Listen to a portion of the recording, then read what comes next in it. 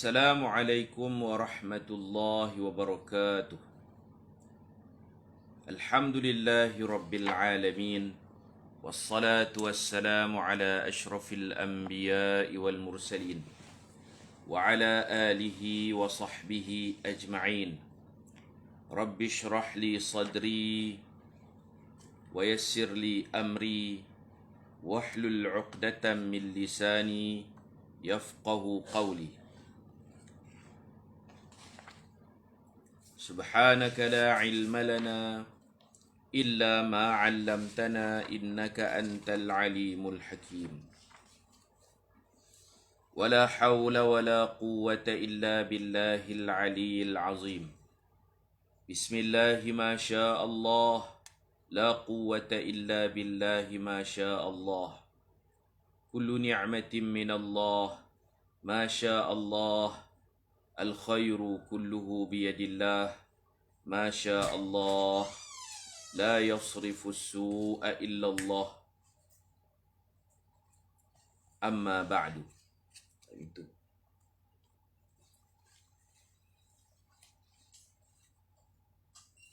Subhanallah wa bihamdihi adada khalqih wa ridha nafsih wa zinata arshih wa midada kalimatih.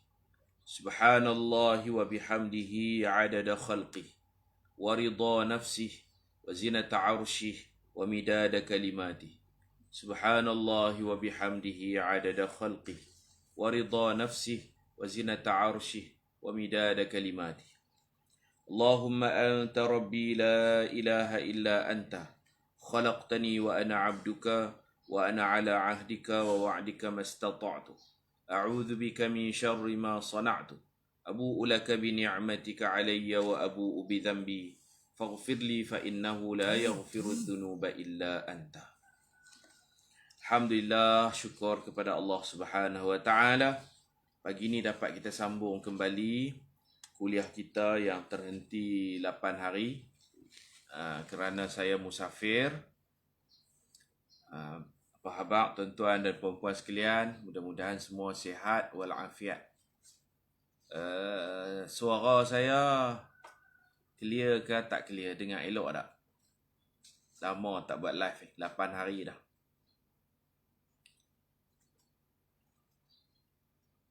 Harap-harap suara ni dapat didengar dengan baik. InsyaAllah. Boleh dengar elok dah. Clear. Alhamdulillah. Baik, kita sambung muka surat 81. Qala al-musannif rahimahullah, Mas'alah Zaidin wa Zainab. Masalah rumah tangga Zaid, anak angkat Nabi, Zaid bin Harithah, dan Zainab binti Jahash. Yang ni kita dah baca dah dulu dalam buku 40 kisah menarik dari Al-Quran. Jadi kita ulang baliklah, saya terus baca terjemahan supaya ringkas. Rasulullah SAW meminang Zainab binti Jahash, sepupu Nabi, untuk dikahwinkan dengan Zaid bin Harithah. Pada mulanya Zainab dan keluarganya enggan menerima pinangan itu. Sebab Zaid ni, dia berstatus maula, hamba yang dibebaskan. Maula Rasulullah, hamba Nabi yang Nabi bebaskan. Sebelum tu dia jadi hamba Sayyidatina Khadijah. Dihadiahkan kepada Nabi selepas perkahwinan.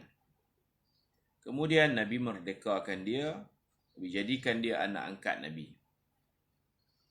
Mak ayah dia pernah datang, keluarga dia pernah datang ke Mekah untuk membeli dan membebaskannya. Tapi dia tak mau balik. Dia tak mau balik ke pangkuan keluarganya, dia nak terus tinggal dengan Rasulullah sallallahu alaihi wasallam. Rasulullah bagi pilihan, kalau dia nak balik, Rasulullah tidak akan mengambil harga. Rasulullah bagi free. Kalau dia nak duduk dengan Nabi, dia boleh terus duduk dengan Nabi. Dia memilih untuk setia dengan Nabi. Maka Rasulullah sayang dia, dijadikan anak angkat, dan orang-orang Arab memanggil dia dengan panggilan Zaid bin Muhammad. Kemudian nanti Allah Ta'ala akan membatalkan apa orang panggil adat at-tabanni, membatalkan adat jahiliah dalam pengambilan anak angkat. Ud'uhum liabaihim, sebut nama anak angkat berbinkan kepada bapa kandungnya. Tidak boleh binkan anak angkat dengan bapa angkat. Kemudian isteri anak angkat bukan menantu. Menantu kita ada dua jenis. Yang pertama, isteri kepada anak kandung kita, itu menantu. Yang kedua, isteri kepada anak susuan kita, itu menantu kita. Dua jenis lagi bukan menantu, iaitu isteri kepada anak angkat, bukan menantu kita. Yang kedua, isteri kepada anak tiri kita, bukan menantu kita. Jadi Zainab binti Jahash ini dia isteri kepada anak angkat Rasulullah, maka dia bukan menantu Rasulullah. Sebab itulah Allah memerintahkan Nabi berkahwin dengan Sayyidatuna Zainab selepas diceraikan, tamat iddah, nak bagi tahu kata Zainab itu bukan menantu Rasulullah. Dia kekal sebagai sepupu Rasulullah sallallahu alaihi wasallam. Sepupu boleh kahwin dengan sepupu. Kalau tuan-tuan ada anak angkat, isteri anak angkat ataupun suami anak angkat, bagi ibu-ibu, suami anak angkat itu bukan menantu. Begitu juga kalau tuan-tuan dan perempuan ada anak tiri, pasangan hidupnya, isterinya atau suaminya. Suami kepada anak tiri itu atau isteri kepada anak tiri itu bukan menantu kita. Tidak boleh salam. Kena jelas benda ni. Yang kata menantu tu pasangan hidup, anak kandung atau pasangan hidup anak susuan kita. Lalu Allah menurunkan ayat di atas. Maksudnya tidak patut bagi orang yang beriman, sama ada lelaki atau perempuan, apabila Allah dan Rasulnya telah menetapkan suatu urusan, bahawa mereka membuat pilihan dari urusan mereka. Rasulullah meminang, tak boleh ditolak. Tak boleh. Rasulullah pinang tu, Rasulullah tahulah kesesuaian mereka, Rasulullah masuk minang. Tolak ni tak boleh. Kira derhaka kepada Rasulullah. Kalau tuan-tuan dan perempuan membaca, ada orang nama Julaibib. Julaibib ni kulitnya gelap, muka dia tak handsome lah. Rasulullah masuk minang. Minang seorang perempuan yang cantik jelita untuk Julaibib. Keluarga tak mau terima. Rasulullah masuk minang, mula-mula seronoklah keluarga tu. Ingatkah Rasulullah meminang untuk diri Rasulullah? Siapa tak mau? Kecil tapak tangan, nyiru kutadah kan? Rasulullah mai masuk minang rumah seorang sahabat Ansar. Anak dia, anak dara dia cantik. Rasulullah kata, saya mai nak meminang. Oh, seronoklah ni pa. Ingat, nak mendapat menantu Rasulullah itu sendiri. Tak, Rasulullah kata, saya minang ni bukan untuk diri saya, untuk sahabat saya. Orang bujang. Saya nak tolong kira. Tolong jodohkan. Siapa dia sahabat? Duk ingat orang lain. Rupa-rupanya Nabi kata Julaibib. Allahu Akbar. Julaibib ni dengan gelap dia, dengan besar dia, dengan kira tak handsome lah. Mereka pun mulalah tolak. Nak tolak pinangan Rasulullah. Tapi anak darah hak cantik tu, dia kata, mak, ayah, jangan tolak. Sebab bila Rasulullah meminang, kita yang pertama kena hormat. Yang kedua, Rasulullah setiap tindakan dia wahyu perintah Allah. Bila Rasulullah nak pinang untuk Julaibib, nak pinang saya terima. Saya redha. Itu sifat orang beriman. Saya terima, saya redha. Pilihan Rasulullah. Tentulah itu yang paling baik. Jangan tengok handsome tak handsome. Bila Rasulullah meminang, kebahagiaan rumah tangga. Macam tu. Maka akhirnya berkahwinlah Sayyiduna Julaibib dengan perempuan tersebut. Panjanglah cerita dia. Tentang ada disebut dalam hadis tentang Julaibib ini, walaupun rupa parahnya tidak segak, tapi di sisi Allah, di sisi Rasulullah, dia seorang yang baik, berhati mulia, hati bersih. Tidak patut bagi orang beriman sama ada lelaki atau perempuan apabila Allah dan Rasul-Nya telah menetapkan suatu urusan bahawa mereka membuat pilihan dari urusan mereka. Sesiapa yang menderhakai Allah dan Rasul-Nya, maka sesungguhnya dia telah sesat dengan kesesatan yang nyata. Ketika itu, keluarga Sayyidatuna Zainab pun menerima pinangan itu. Tetapi jadilah Zainab kelihatan seperti berbangga dengan kemuliaan dirinya dan keluarganya. Lalu Zaid mengadu perkara itu kepada Rasulullah SAW. Sayyidina Zainab ni dia bukan jahat. Cuma perbezaan status, tak kufu. Ini semua kerja buat Allah Ta'ala. Sayyidina Zainab ni dia biasanya, contohlah dia anak orang kaya. Biasanya dia taklah memasak. Anak orang kaya biasanya dia tak mengemas rumah. Dia biasanya ada jariah, ada hamba, ada bibi, pembantu rumah. Jadi bila dia minta Sayyidina Zaid sediakan pembantu rumah, beli makanan yang dah masak siap, Sayyidina Zaid tak berkemampuan. Di situlah berlaku masalah rumah tangga. Kita dalam fiqh, kalau kita kahwin dengan seorang perempuan yang biasanya ada pembantu rumah, kita kena bersedia untuk mengambil pembantu rumah. Isteri kita ni, sebelum kahwin, dia biasanya baju orang lipat, makan orang masak. Dia duduk biasa macam tu. Maka kita kahwin dengan dia, kita kena bersedia menyediakan semua benda tu. Sebab masak bukan tugas isteri.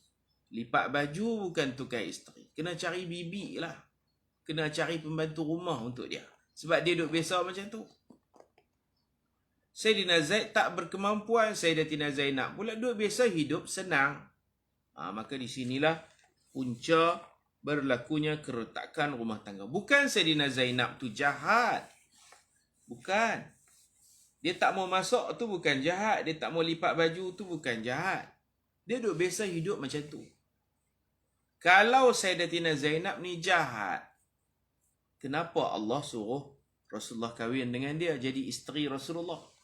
Kalau jahatlah, takkan dia nak jadi isteri Rasulullah sallallahu alaihi wasallam, jadi ummul mukminin, ibu orang beriman. Dia tak jahat, dia tak sombong. Dia bukan macam tu, orang baik. Jadi apa yang kita dapat faham, kahwin dengan anak orang kaya-kaya, kalau dia tak mau masak, dia tak mau kemas rumah, itu bukan satu kejahatan. Siapa suruh kita pergi kahwin dengan orang-orang yang macam tu? Dia duduk biasa macam tu, kita kena layan lah. Layan cara macam tu. Baik. Sayyidina Zaid tak tahan nak cerai. Rasulullah SAW memerintahkannya agar bersabar. Zaid bersabar sehingga sempit dirinya, tidak lagi sanggup menahan kesabaran. Kemudian beliau memberitahu Rasulullah SAW tentang azamnya ingin menceraikan Zainab. Nabi tak bagi. Nabi tahu dah.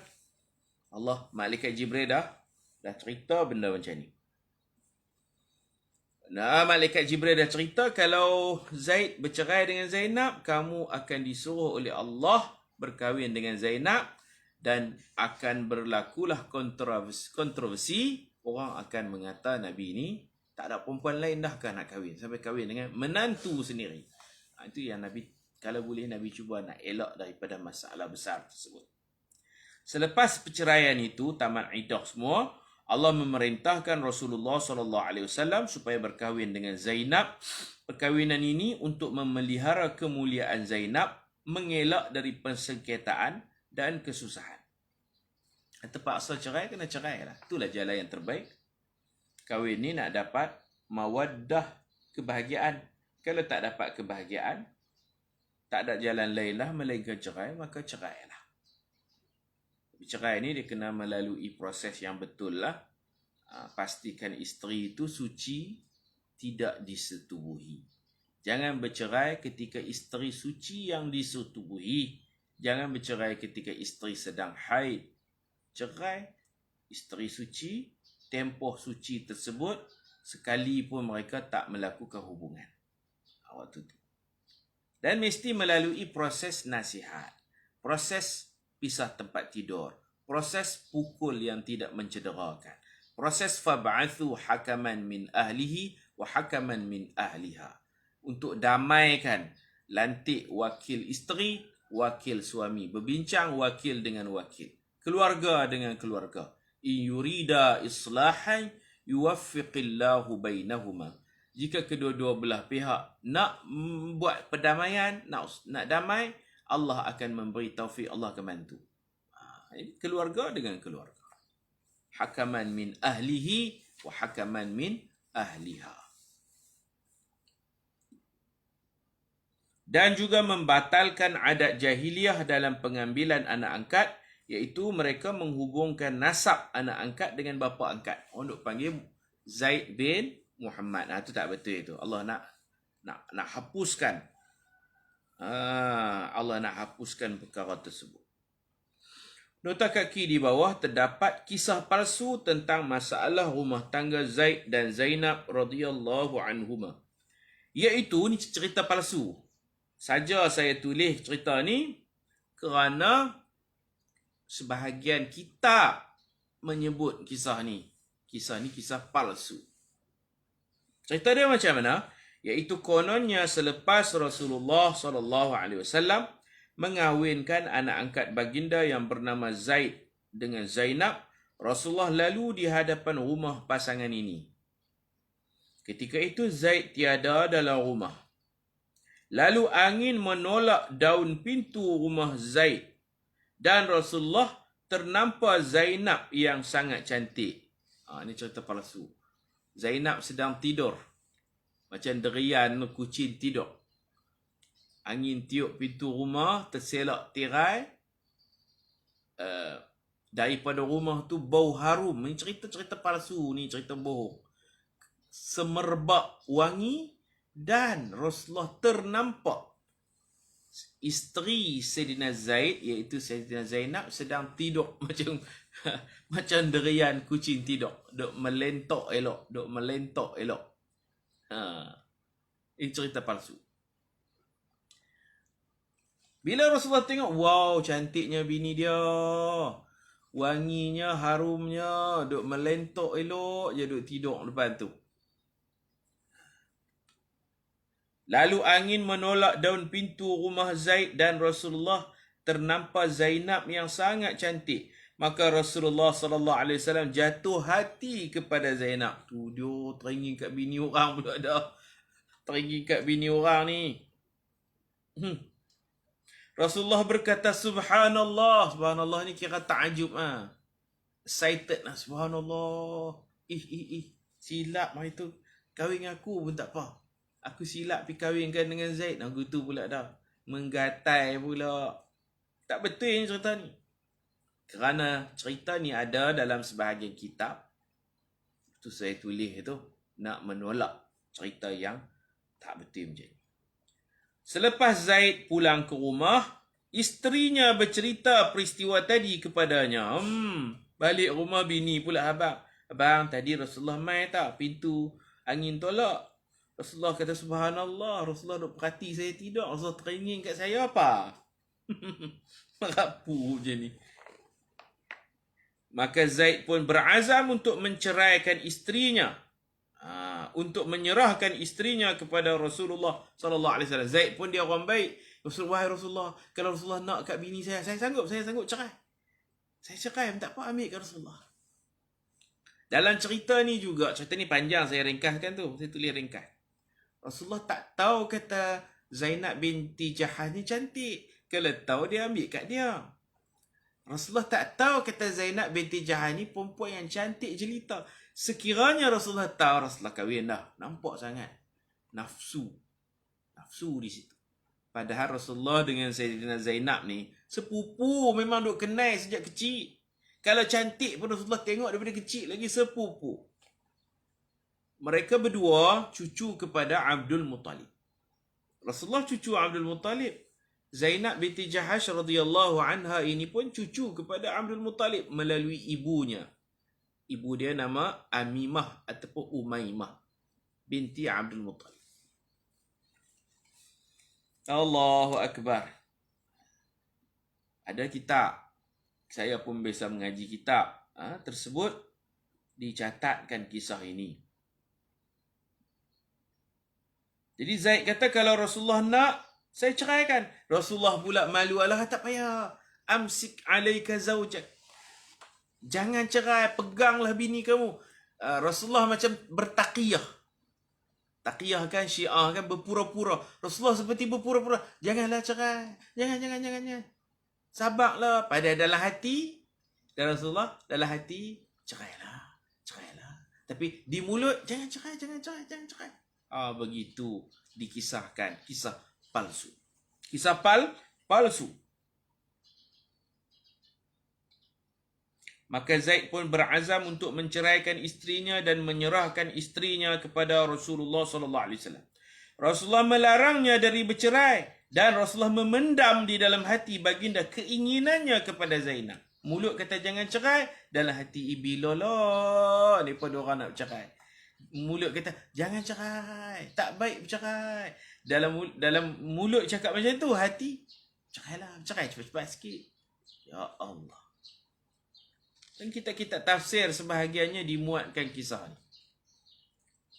Subhanallah, tak betul, no? Kisah ini wajib ditentang dan tidak boleh diterima oleh akal yang sihat. Sedangkan Allah memuji akhlak baginda, wa innaka la'ala khuluqin azim. Maksudnya, dan bahawa sesungguhnya engkau mempunyai akhlak yang amat mulia. Tajuk selepas itu, Ibtalut Tabanni, membatalkan adat jahiliah dalam pengambilan anak angkat. Rasulullah SAW mengambil Zaid bin Harithah sebagai anak angkatnya. Baginda sangat menyayanginya seperti anak kandung, sehingga menghubungkan nasab Zaid dengan diri Rasulullah sendiri, seperti mana yang telah menjadi kebiasaan dalam masyarakat Arab pada masa itu. Selepas Allah memerintahkan Rasulullah SAW berkahwin dengan Zainab, baginda berkata kepada Zaid, ini sebelum mereka bercerai lah, Rasulullah kata, amsik alaika zawjak wattaqillah. Peganglah isterimu itu, jangan bercerai dan bertakwalah kepada Allah. Baginda menyembunyikan arahan Allah. Bukan memendam rasa teringin nak kahwin dengan bini orang, bukan.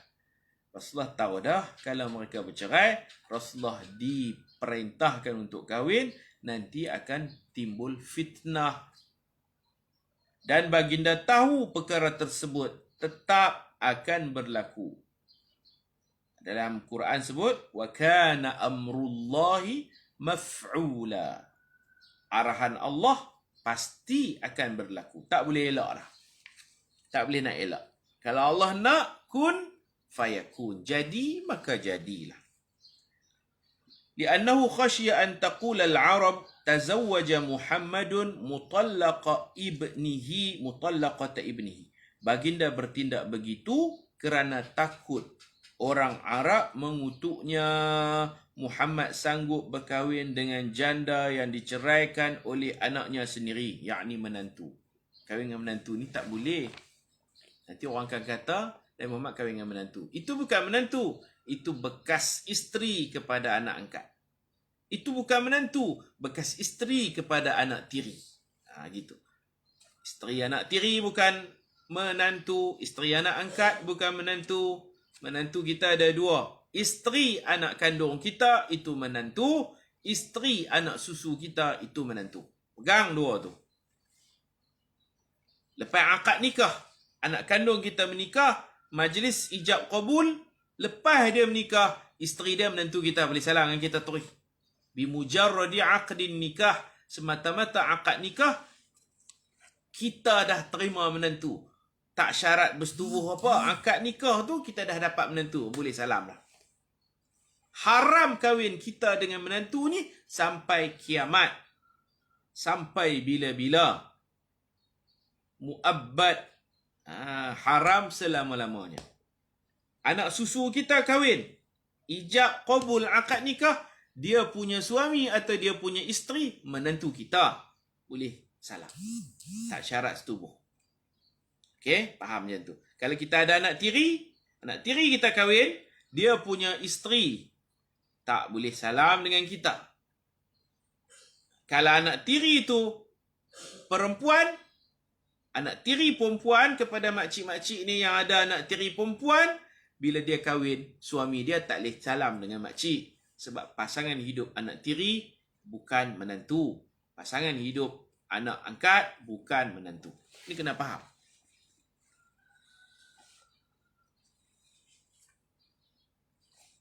Rasulullah SAW mengambil Zaid bin Harisah sebagai anak angkat. Kita baca dah tu. Baik, kita tengok muka surat 84. Maka Allah menurunkan firman-Nya, falamma qada Zaidun minha watara. Zaidun ni nama dia disebut secara jelas. Sahabat Nabi ni ramai. Dalam ramai-ramai, seorang sahabat Nabi disebut namanya dalam Quran. Hanya dia seorang aja, Zaidun. Zaid bin Harithah. Nama dia seorang aja. Hal lain tak sebut. Nama Sayyidina Abu Bakar tak ada dalam Quran. Nama Sayyidina Umar tak ada dalam Quran. Nama Sayyidina Ali, Sayyidina Osman tak ada dalam Quran. Yang ada hanya Zaidun. Kalau nama musuh Nabi itu adalah Abu Lahab, nama Fir'aun, adalah kan. Nama sahabat satu-satunya dalam Quran ialah Sayyidina Zaid bin Harithah. Zawajnakaha, dan Allah sendiri yang mengijab kabulkan perkahwinan Nabi dengan Sayyidatina Zainab binti Jahsh. Kami kahwinkan engkau dengannya. Likai la yakuna 'alal mu'minina harajun fi azwaji ad'iyaihim idza qadaw minhunna watara wa kana amrullahi maf'ula. Maksudnya, maka setelah Zaid mengakhiri keperluan terhadap isterinya, yakni menceraikannya, kami kahwinkan kamu dengan dia. Kami kahwinkan kamu dengan dia tu. Ijab kabul daripada Allah tu. Allah yang menguruskan pernikahan ini. Supaya tidak menjadi keberatan bagi orang mukmin untuk berkahwin dengan isteri-isteri kepada anak-anak angkat mereka. Apabila anak-anak angkat itu telah menyelesaikan keperluannya daripada isteri mereka. Dah habis iddah dah, tak rojok. Dan adalah ketetapan Allah itu pasti terjadi. Kemudian diharamkan perbuatan at-tabanni kepada semua orang Islam, iaitu menjadikan anak angkat seperti anak kandung. Tak boleh. Anak angkat tak dapat pusaka. Anak angkat tak boleh borbin. Anak angkat tak wajib nafkah. Kita bela je. Sara hidup daripada keluarga dia. Tak wajib kita tanggung nafkah. Kalau nak bagi pusaka kepada anak angkat, kena buat hibah ataupun buat wasiat. Dia layak menerima wasiat sebab dia bukan pewaris. Dan Allah menurunkan ayat, ma kana Muhammadun aba ahadim min rijalikum walakin Rasulullah wa khataman nabiyyin wa kana Allahu bikulli syai'in alima. Surah Al-Ahzab ayat 40. Maksudnya Muhammad itu bukanlah bapa dari seorang lelaki di antara kamu. Tak ada. Anak Nabi yang lelaki semua mati kecil-kecil. Tetapi dia adalah utusan Allah dan penutup sekalian Nabi. Dan adalah Allah maha mengetahui segala sesuatu. Sejak peristiwa ini, jadilah nama Zaid ialah Zaid bin Harithah sebagai ganti dari panggilan Zaid bin Muhammad. Kemudian ayat hijab. Sebelum peristiwa Sayyidina Zaid dan isterinya Sayyidatina Zainab, Muslimah ni tak berkelumbung lah, tak pakai tudung lagi, tak tutup aurat, rambut duk terdedah. Zaman jahiliah ni pun pakai tudung, tapi ni pun nampak depan ni. Tu yang Allah Ta'ala kata, wala tabarrujna tabarrujal jahiliyatil ula. Jangan tabarruj, jangan pakai kelumbung macam orang zaman jahiliah. Nampak jambui depan. Zaman jahiliah bukan tak pakai tudung, pakai. Tapi style pakai tudung bagi nampak depan ni orang perempuan. Kemudian tudung tu pula tidak dilabuhkan. Tudung yang betul ni kena labuh tutup dada. Orang zaman jahiliah dia pakai tudung, rambut depan nampak, Lepas tu tudung yang labuh ni diangkat. Dia nak tunjuk buah dada dia dan dia nak tunjuk leher dia. Pakai tudung tu dia selok bagi nampak rantai, bagi nampak leher. Tu cara zaman jahiliah. Zaman tak berpendidikan. Kalau kita yang dah moden dah lah ni, dah belajar dah maju dah, duk pakai tudung macam tu. Pakai tudung tapi tak tutup aurat. Macam zaman jahiliah. Allah Ta'ala kata jangan tabarruj seperti orang zaman jahiliah. Pakai tudung, labuh tapi diangkat. Nak bagi nampak juga buah dadanya. Nak bagi nampak rantai lehernya. Tak ada guna tudung macam ni. Okey. Lepas peristiwa Zaid dan Zainab rumah tangga ni, Allah wajibkan hijab. Hijab ni ialah berkelumbung lah. Tutup aurat. Pakai tudung.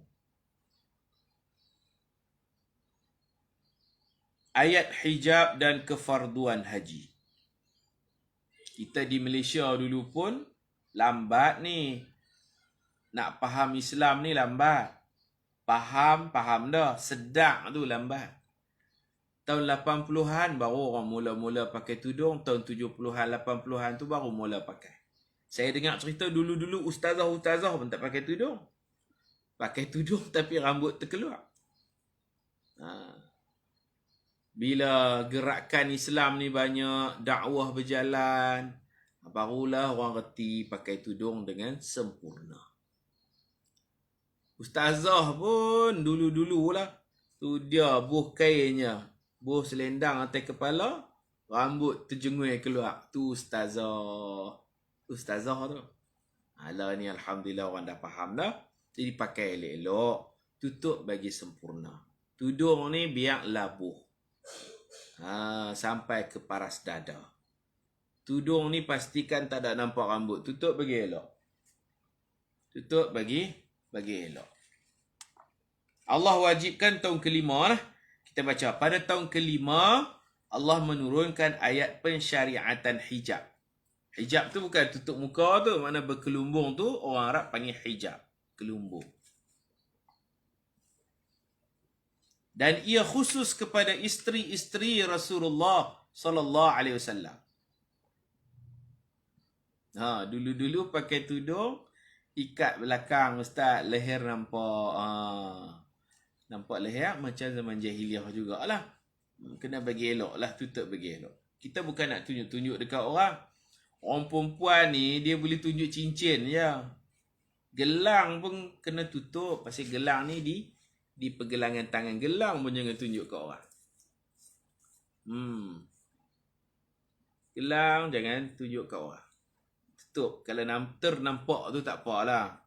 Jangan sengaja nak tunjuk gelang ke orang. Tutup bagi elok. Tangan panjang. Kita bagi faham elok-elok. Aurat ni dia kena longgar. Jangan ketat. Pakai bagi elok. Jangan ketat. Kemudian pakai tudung tu elok dah. Pakai baju t-shirt tangan pendek pula dah.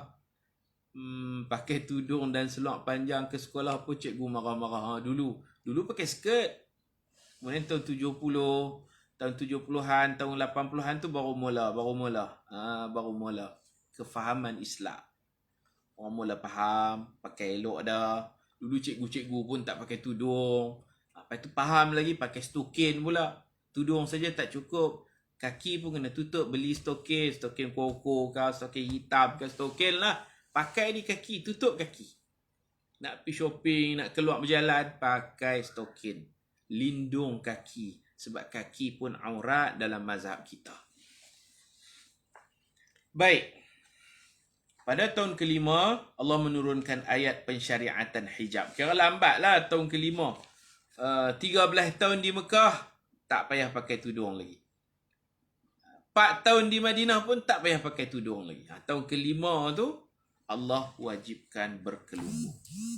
Untuk isteri-isteri Nabi, kena tutup muka. Isteri-isteri Nabi ditambah lagi lah. Sebab isteri Nabi dia bukan macam orang lain. Lastunna ka ahadim minan nisa. Lastunna. Kamu tak sama dengan muslimat yang lain. Kamu kena lebih. Isteri Nabi kena lebih. Muka pun kena tutup. Lastunna ka ahadin minan nisa. Kamu isteri-isteri Nabi, kamu bukan serupa isteri-isteri orang lain.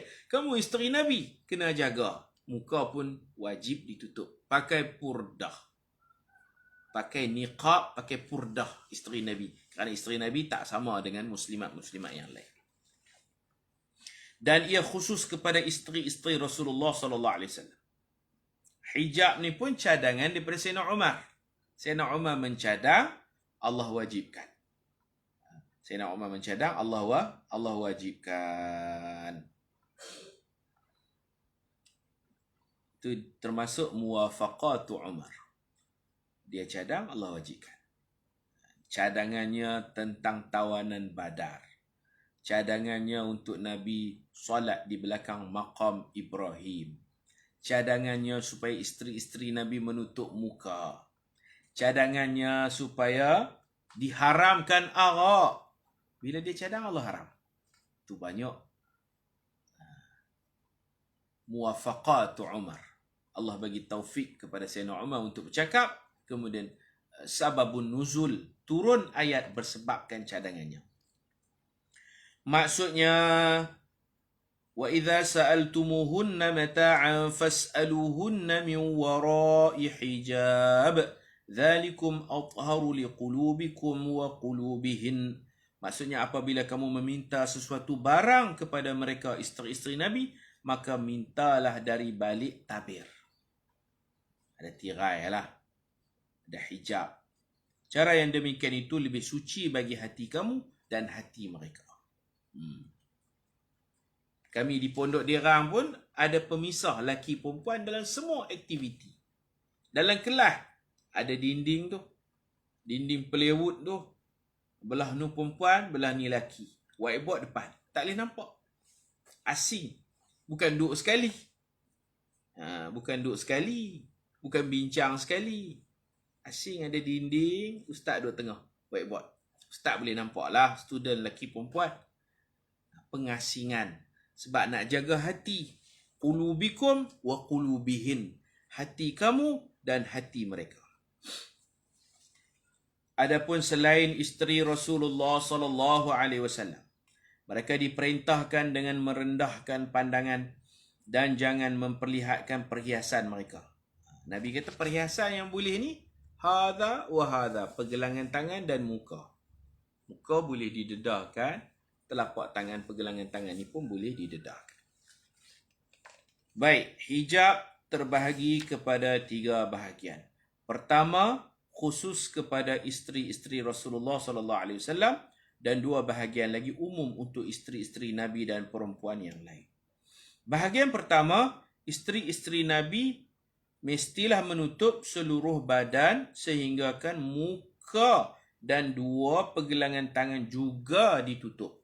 Isteri Nabi pakai sarung tangan. Muka tutup, sarung tangan pakai. Kalau nak keluar rumah begitulah. Itu bila mai musim haji, haji dia lain. Haji ni dia yukhaliful adah, dia menyalahi kebiasaan. Kita duk biasa pakai kepiah, haji tak boleh pakai kepiah. Kita duk biasa pakai serban, haji tak boleh pakai serban. Kita duk biasa pakai pakaian berjahit, pakai kain pelikat, apa semua tak boleh. Haji dia berbeza dari kebiasaan. Tak boleh pakai pakaian berjahit, tak boleh pakai kepiah serban, tak boleh. Begitu juga orang perempuan, mereka duk biasa tutup muka. Bila musim haji kena buka muka. Orang perempuan duk biasa pakai sarung tangan. Haji, umrah tak boleh pakai sarung tangan. Apa yang Allah ihramkan, Allah haramkan, itulah kebiasaan. Kebiasaan muslimat memakai sarung tangan. Kebiasaan muslimat menutup muka. Kebiasaan muslimin menutup kepala. Bagi orang yang duk biasa tak tutup kepala, tak pakai kepiah, dia pergi haji umrah, dia buka kepiah tu biasa bagi dia. Sebenarnya haji umrah ni berbeza dengan kebiasaan. Kita duk biasa pakai kepiah. Pergi haji umrah buka lah. Dalam ihram kena buka. Hak jenis tak pakai kepiah ni, dia pergi dalam ihram memang dia duk buka dah. Tak ada apa. Tidak ada apa-apa luar biasanya. Faham tak maksud saya? Muslimat ni dia biasa tutup muka. Maka Nabi mengarahkan kalau buat haji umrah, buka muka. Kita hak jenis memang tak pakai purdah ni. Orang perempuan tak pakai purdah. Pi haji umrah. Kursus umrah kata jangan tutup muka. Jangan tutup muka. Dia kata memang aku tak tutup pun. Tak ada apa yang luar biasa. Itu kena faham lah. Bahagian pertama, isteri-isteri Nabi mestilah menutup seluruh badannya sehingga muka dan dua pergelangan tangan juga ditutup.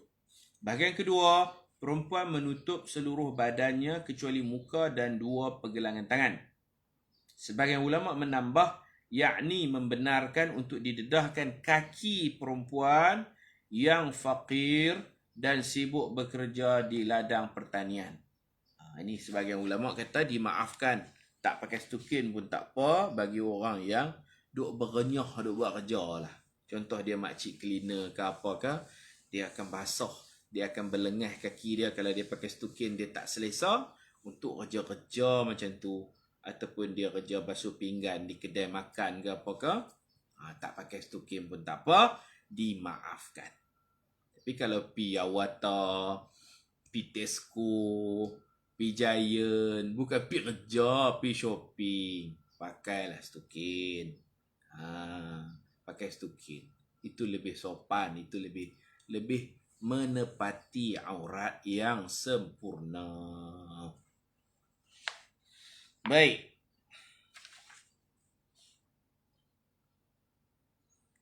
Allah Subhanahu wa taala berfirman, "Ya ayyuhan nabi, qul li azwajika wa banatika wa nisa'il mu'minin yudnina 'alaihinna min jalabibihin."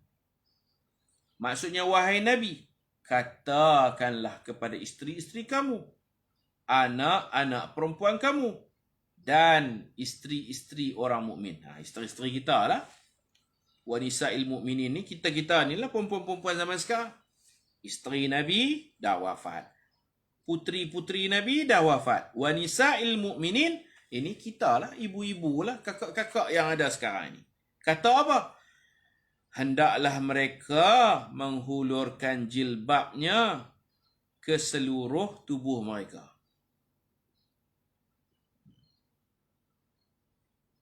Pakai pakaian labuh lah. Jangan duk angkat lah. Pakai pakaian labuh. Pakai jubah ke, pakai baju kurung ke apa ke, yang penting jangan duk angkat. Jangan menunjukkan sesuatu daripada badan. Wala yubdina zinatahunna illa ma zahara minha wal yadribna bi khumurihinna ala juyubihinna.